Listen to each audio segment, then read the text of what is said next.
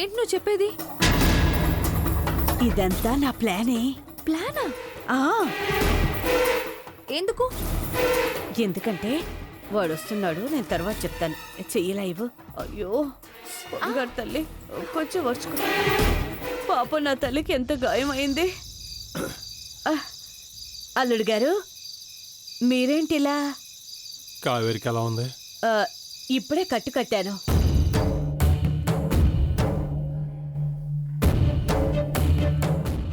నవ్వవే. ఎవరైనా దెబ్బ తగిలితే ఏడుస్తారు, కానీ నా బిడ్డ నవ్వుతుంది అల్లుడు గారు. ఇది అల్లుడు, ఈ ఇంటిపై, ఈ ఇంట్లో ఉన్న మనుషులపై మాకున్న అభిమానం.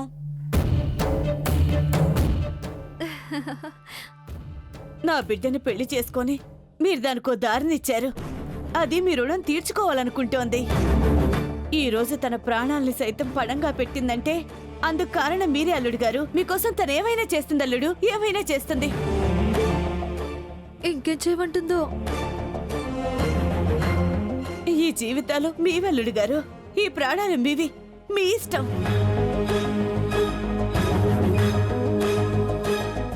ఎందుకు ఇలా అడగని వరాలు ఇస్తోందమ్మా? ఒక్కోసారి మనుషుల్ని వాళ్ళ మాటలు, వాళ్ళ చేతలను బట్టి అంచనా వేయకూడదంటారు.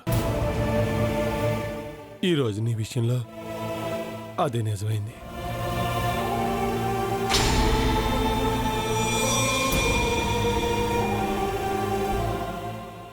ఎన్నాళ్ళు మీరు అన్న మాటలు, మీరు చేసిన పనులు చూసి మిమ్మల్ని అపార్థం చేసుకున్నాను. కానీ ఈ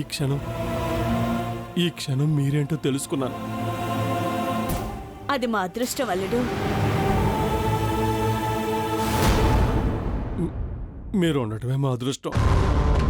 ఎందుకంటే నా ప్రాణానికి ప్రాణమే నా స్నేహం కాపాడారు.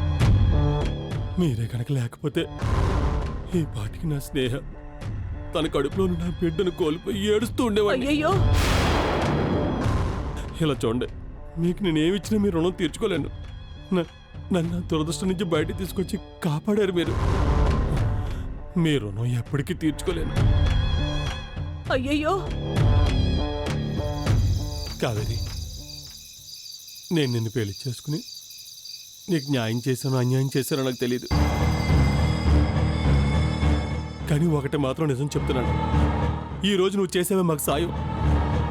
ఆ సాయానికి కృతజ్ఞతగా నువ్వేమడిగినా చేస్తాను. నీకెప్పుడు ఏ అవసరం వచ్చినా నన్ను అడుగు, నా ప్రాణం అడ్డేసాను చేస్తాను.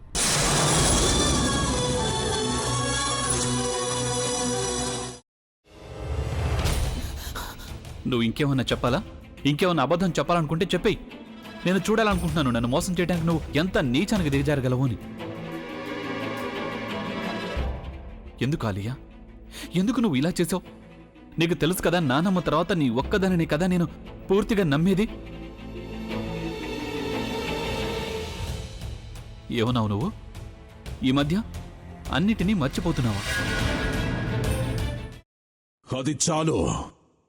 వాటిలో ఉన్న శక్తి విషయాన్ని గ్రహించి మనకు వివరిస్తాయి.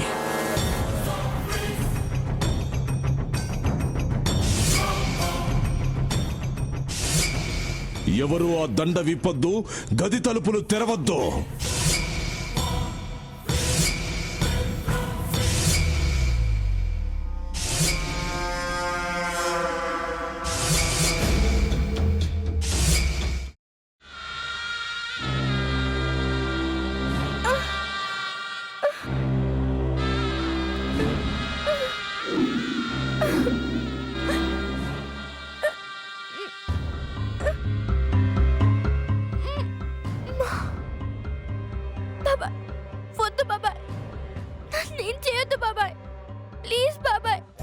నీకు నిజం తెలిసినప్పుడే నా ఆలోచనలో నువ్వు చచ్చిపోయావు.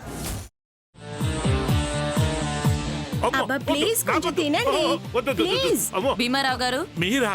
ఇగో మీరా కాదు, సక్కుబాయ్. అవును, మీ పనామే లేచిపోయిందని చెప్పి కంప్లైంట్ ఇచ్చినావు కదా. రేయ్, ఆయన కంప్లైంట్ ఇచ్చింది లేచిపోయిందని కాదు, కనిపించడం లేదు అని. అట్లానా? సరే మేడం. ఇడియట్. ఆ వంట మనిషి పేరేంటన్నారు? రత్తాలు మేడం. ఏం పెద్ద మంచి నీ వంట మంచిని కూడా మేడం అని పిలుస్తావా? రేయ్ హాఫ్ బ్రెయిన్,